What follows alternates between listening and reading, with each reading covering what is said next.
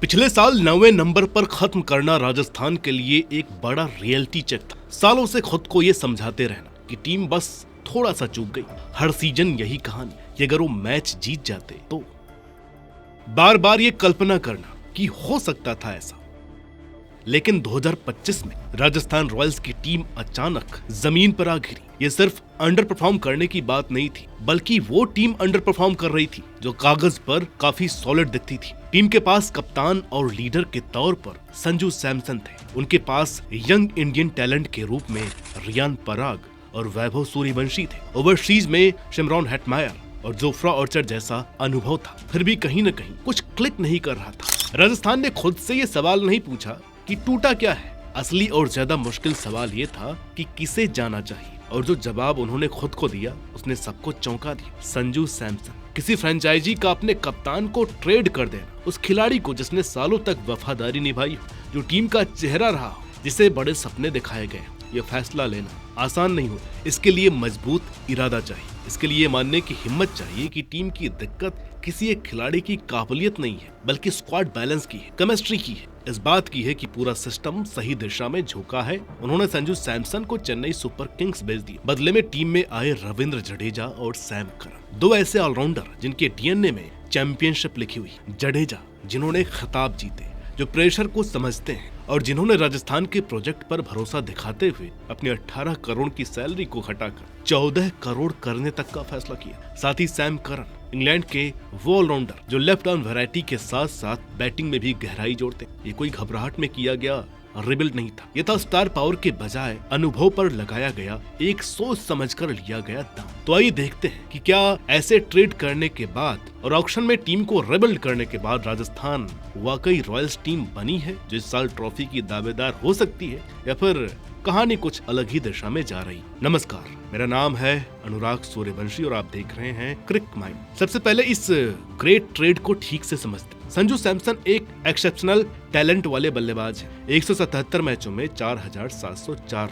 140 का strike rate और 31 की औसत। लेकिन संजू की एक कमजोरी है जिसे कोई भी टैलेंट पूरी तरह ढक नहीं सकता, इनकंसिस्टेंसी। कुछ दिन वो जीनियस लगते हैं और कुछ दिन बस एक और बल्लेबाज जो अपनी बारी का इंतजार कर रहा। और यही राजस्थान ने वो फैसला दिया जो दिल तोड़ने वाला था, लेकिन क्रिकेट की समझ से बिल्कुल सही। उन्होंने संजू सैमसन को ट्रेड कर दिया। इस ट्रेड की साइकोलॉजी भी कमाल की। जब जडेजा जैसे खिलाड़ी पे कट लेकर किसी टीम में आते हैं तो उसका एक साफ मैसेज जाता है। ड्रेसिंग रूम को ये पता चलता है कि यहाँ पैसे से ज्यादा जीत मायने रखती है, कंफर्ट से ज्यादा एक्सीलेंस जरूरी है। लेकिन असली मास्टर स्ट्रोक यही नहीं रुका। राजस्थान ने दिल्ली कैपिटल्स से डोनोवन फरेरा को भी ट्रेड करके ले लिया। साउथ अफ्रीका का पावर हिटिंग ऑलराउंडर जो कोई भी रोल निभा सकता है, तेज बैटिंग, जरूरत पड़े तो विकेट कीपिंग और ओवरसीज डेप्थ, सब कुछ एक पैकेज में। तो जब राजस्थान 2026 के ऑक्शन में दाखिल हुआ, वो भटकती हुई टीम नहीं थी। वो एक ऐसी टीम थी जिसने मुश्किल फैसले लिए थे और अब उन्हीं फैसलों के इर्द गिर्द टीम बनाने की क्लैरिटी उनके पास थी।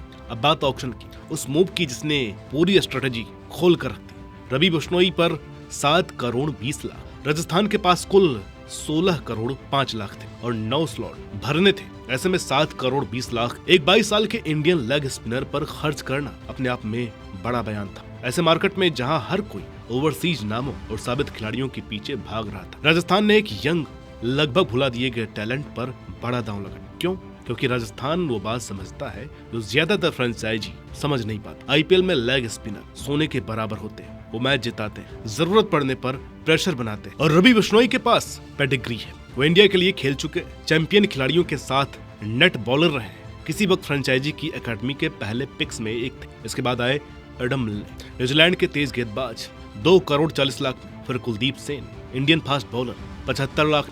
और फिर बेस प्राइस पर कुछ यंग खिलाड़ी, सुशांत मिश्रा, यशराज पुंजा, विघ्नेश पुथुर, ब्रजेश शर्मा, ज्यादातर अनकैप्ड या कम पहचाने जाने वाले नाम, लेकिन पोटेंशियल से भरे हुए। आखिरी पीस थे Ravi Singh, wicket keeper batter, 95 lakh, जिन्हें राजस्थान ने आरसीबी की नाक के नीचे से निकाल लिया। ऑक्शन खत्म होने तक राजस्थान ने 13 करोड़ 40 लाख में 9 खिलाड़ी जोड़ लिए थे। स्क्वाड बड़े खर्च करने वाली टीमों जैसी नहीं दिखता था। एक ऐसी टीम लग रही थी जिनके पास एक प्लान था और सबसे जरूरी बात, उस प्लान पर चलने की हिम्मत थी। टीम से वनेंदु हसरंगा, महेश तीक्षणा और फजल फारूकी जैसे नाम हटा दिए गए। साथ ही आकाश मधवाल भी इस टीम का हिस्सा नहीं है। तो दिल्ली से फरेरा के लिए नीतीश राणा को वहां भेजा गया है। नई राजस्थान रॉयल्स अब बैलेंस्ड है, एक्सपीरियंस्ड है और खतरनाक भी। सबसे पहले बैटिंग यूनिट को समझते हैं। ओपनिंग यशस्वी जायसवाल करते हैं, टेक्निकली साउंड यंग खिलाड़ी और आईपीएल का अच्छा खासा अनुभव भी इनके पास है। फिर आते हैं वैभव सूर्यवंशी, 14 साल के वो सनसनीखेज खिलाड़ी जिन्होंने इंडियन खिलाड़ी के तौर पर सबसे तेज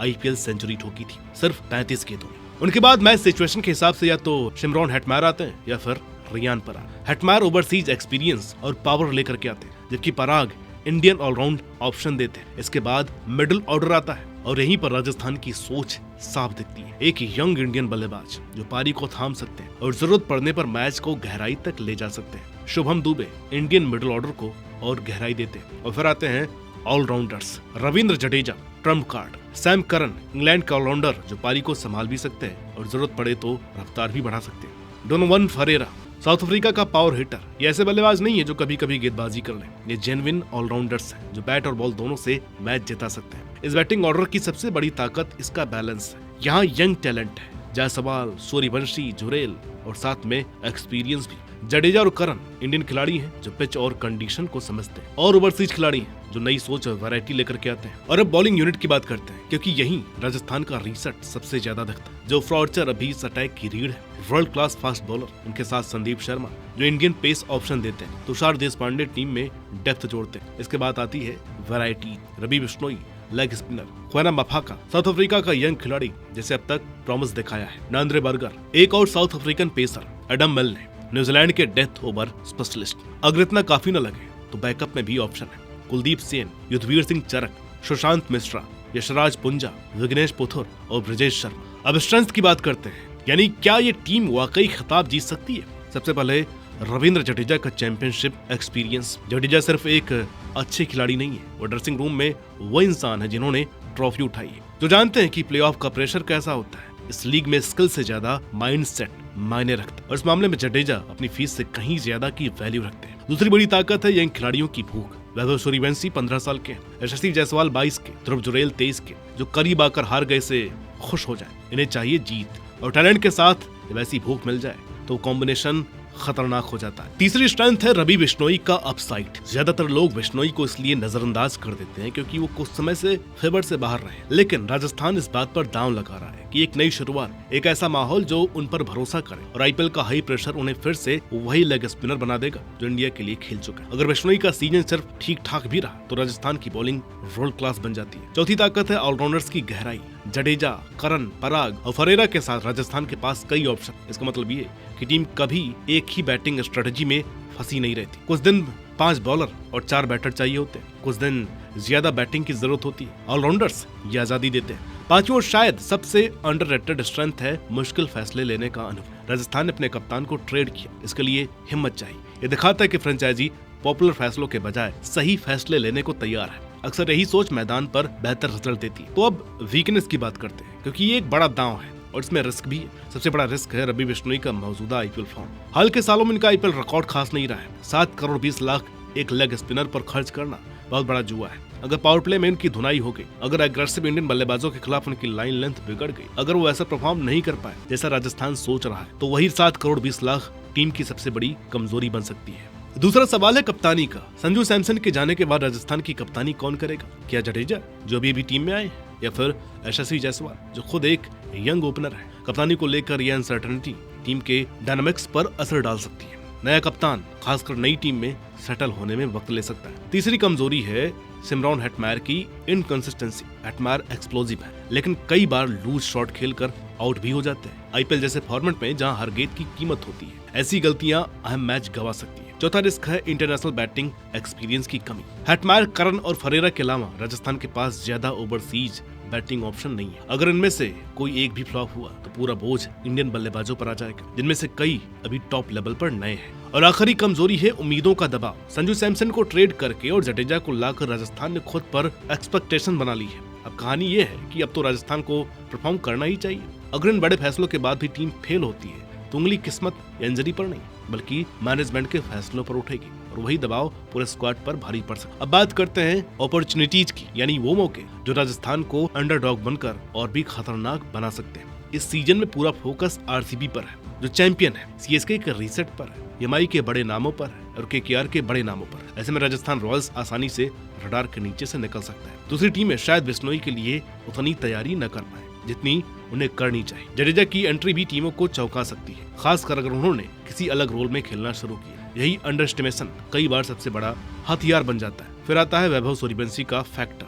15 साल का खिलाड़ी जो आईपीएल में छक्के मार रहा है, ये नॉर्मल नहीं है। अगर सूर्यवंशी इस ट्रेजेक्टरी पर आगे बढ़ते रहे तो राजस्थान के हाथ एक जनरेशनल टैलेंट लग सकता है। उस लेवल का अपसाइड बहुत कम टीमों के पास होता है और यही चीज राजस्थान को अलग बनाती है। जडेजा की लीडरशिप भी एक बड़ा मौका है। एक ऐसा खिलाड़ी जो पे कट लेकर टीम में आया है, जिसने अभी अपने कप्तान को ट्रेड किया, वो रिडम्पशन की कहानी बन जाती है। ड्रेसिंग रूम को एकजुट कर सकती है, खिलाड़ियों के अंदर ये फील ला सकती है कि ये टीम किसी बड़े मकसद के साथ है। एडम मिलने को भी हल्के में नहीं लिया जाना चाहिए। उनका करियर ज्यादातर समय रडार के नीचे रहा है, लेकिन स्किल्स उनके पास हमेशा रहे। अगर आईपीएल 2026 तक वो पूरी तरीके से फिट रहते हैं तो डेथ ओवर्स में मैच पलटने वाले गेंदबाज साबित हो सकते हैं। अब खतरों की बात करते हैं, क्योंकि हर बड़ा दांव अपने साथ रिस्क भी लाता है। सबसे पहला खतरा जडेजा की उम्र और फिटनेस है। रविंद्र जडेजा मिड-30s में और आईपीएल बेहद इंटेंस लीग है। अगर उन्हें इंजरी हो जाती है, ये फॉर्म करता है, तो राजस्थान मिडिल ऑर्डर में अपना सबसे अनुभवी आवाज खो सकता है। दूसरा बड़ा रिस्क जोफ आर्चर की अवेलेबिलिटी है। आर्चर की इंजरी का रिकॉर्ड सबको पता है। अगर वो सीजन के कुछ हिस्सों में उपलब्ध नहीं रहे तो राजस्थान का पेस अटैक अचानक काफी अनएक्सपीरियंस्ड दिख सकता है। तीसरा खतरा यंग खिलाड़ियों पर प्रेशर का। वैभव सूर्यवंशी, जुरेल और जायसवाल ये सब युवा खिलाड़ी हैं। प्लेऑफ क्रिकेट बिल्कुल अलग जानवर होता है। प्रेशर बढ़ते इनमें से एक दो खिलाड़ी लड़खड़ा सकते हैं और वो टीम के लिए महंगा पड़ सकता है। चौथा रिस्क फिर से रवि बिश्नोई से जुड़ा है। अगर शुरुआती मैचों में या पावर प्ले में उनकी पिटाई हो गई तो कॉन्फिडेंस पर असर पड़ सकता है। स्पिनर्स मेंटली कई बार नाजुक होते हैं और खराब शुरुआत पूरे सीजन को पटरी से उतार सकती है। पांचवा खतरा मिडिल ऑर्डर की नाजुकता है। अगर हटमार नहीं चले और यंग इंडियन बल्लेबाजों को अभी तक लय नहीं मिली तो मिडिल ऑर्डर एक बड़ी लायबिलिटी बन सकता है। अब जरा बड़ी तस्वीर पर नजर डालते हैं। राजस्थान रॉयल्स को बाकी फ्रेंचाइजी से अलग क्या बनाता है? उन्होंने सिर्फ हल्का फुल्का बदलाव नहीं किया, न ही एक स्टार जोड़कर किस्मत के भरोसे छोड़ दिया। उन्होंने पूरी फिलॉसफी ही बदल दी। उन्होंने स्टार पावर को छोड़ा, यानी संजू सैमसन को। उन्होंने चैंपियनशिप डीएनए लाया, यानी जडेजा को। उन्होंने पोटेंशियल में इन्वेस्ट किया, यानी बिश्नोई पर भरोसा दिखाया। उन्होंने अपने यंग कोर को बनाए रखा, जायसवाल, पराग, सूर्यवंशी, और जहाँ गैप थे वहाँ सोच समझ करके खिलाड़ी जोड़े, मिलने, करन और फरेरा। क्या ये प्लान काम करेगा? यही सबसे बड़ा सवाल है। लेकिन अगर ये चला तो राजस्थान रॉयल्स शायद उस कोड को क्रैक कर लेगी जिसे हर आईपीएल फ्रेंचाइजी सालों से सॉल्व करने की कोशिश कर रही है। एक शॉर्ट फॉर्मेट टूर्नामेंट में सस्टेनेबल चैंपियनशिप विनिंग कल्चर कैसे बनाया जाए? अब सवाल आपसे, क्या संजू सैमसन को ट्रेड करना सही फैसला था, या राजस्थान रॉयल्स जरूरत से ज्यादा चीजों को कॉम्प्लिकेट कर रहा है? क्या रवि बिश्नोई 7 करोड़ 20 लाख की कीमत को जस्टिफाई कर पाएंगे? क्या वैभव सूर्यवंशी अपनी इस अविश्वसनीय फॉर्म को आगे भी बनाए रखेंगे? अपनी राय बताइए, अपना आरआर का प्लेइंग 11 बनाइए और बताइए कि आप कौन से फैसले अलग लेते हैं। बाकी मिलते हैं आपसे अगली वीडियो में, तब तक के लिए नमस्कार।